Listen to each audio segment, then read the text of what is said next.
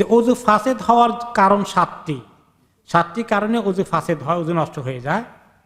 তার মধ্যে যেমন পেশাব পায়খানা দিয়ে কিছু বের হয়ে গেল, পাগল বা মাতাল বা অচেতন ফিট হয়ে গেলে, চিত বা কাত হয়ে বা হেলান দিয়ে ঘুমালে, ঘুম এসে গেলে অজু ভেঙে যায়, মুখ ভরে বমি করলে অজু ভেঙে যায়, শরীরের কোনো জায়গা থেকে রক্ত পুজ পানি বের হলে, এটা নিয়ে ইখতিলাফ আছে। কারো কারো দৃষ্টিতে পুজ দ্বারা অজু ভাঙে, কিন্তু রক্ত দ্বারা বের হলে অজু ভাঙে না, এটা নিয়ে ইখতিলাফ আছে। তারপরে উচ্চস্বরে হাসা নামাজের মধ্যে, এটা কারণে অজু ভাঙবে বলে হানাফি ফিকহে বলা হয়েছে। তো এখান প্রশ্নকারী বলেছেন যে নামাজে উচ্চস্বরে হাসা এটা অজুর সাথে আসলো কেন, একটু বুঝাইয়া বলবেন। জোরে জোরে হাসলে নামাজ ভেঙে যায়, এই কথা ঠিক আছে। কারণ নামাজের মধ্যে যে কোনো কথা বললে, হাসি দিলে, আওয়াজ বের করলে, যেটা নামাজের অংশ না, আহা করে হেসে চলে আসলো, তাহলে নামাজ ভেঙে যাবে। তো এখন নামাজ তো ভাঙবে, অজু ভাঙবে কেন?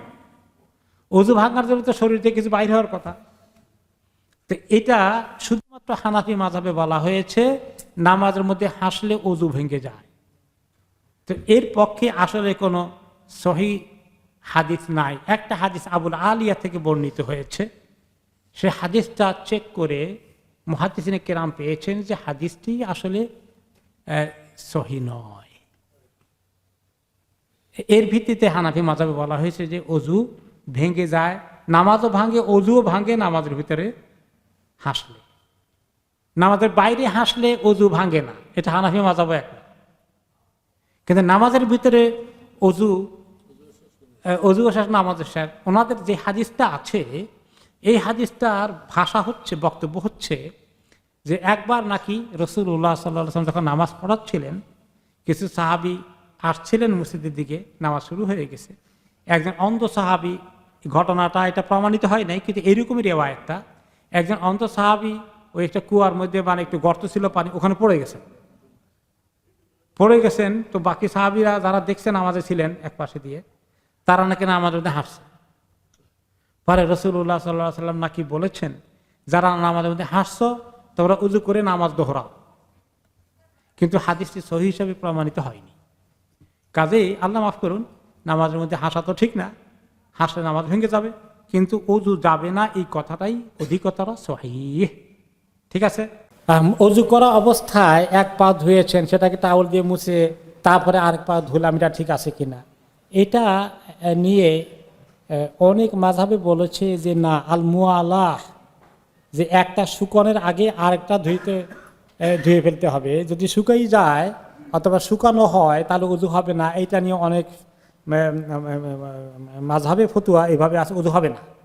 কিন্তু হানাফি মাযহাবে অ্যালাউ করেছে যে এটা সুন্নতের খেলাফ, কারণ রাসূলুল্লাহ সাল্লাল্লাহু আলাইহি ওয়াসাল্লাম এভাবে করে উযু করেন নাই, তিনি সব একসঙ্গে ধুয়ে শেষ করেছেন। কাজে এভাবেই করা উচিত। কেউ যদি করে ফেলে ইন কেস, তার উযু বাতিল হবে না, হানাফি মাযহাব মতে উযু হয়ে যাবে।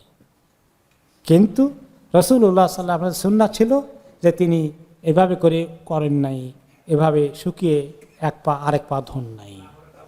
না করাটা উচিত, না করাটা উত্তম, না করাটা ভালো। আচ্ছা, ওযুর বিষয় তিনি বলছেন অনেক মানুষ প্রচুর পানির অপচয় করে।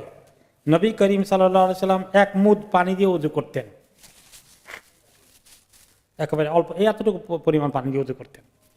তো বেশি অপচয় করতে তিনি অনেক নিষেধ করেছেন। তুমি যদি একটা চলন্ত নদীর পাশেও ওযু করো, তাহলে তুমি পানি ব্যবহার করতে অপচয় করো না।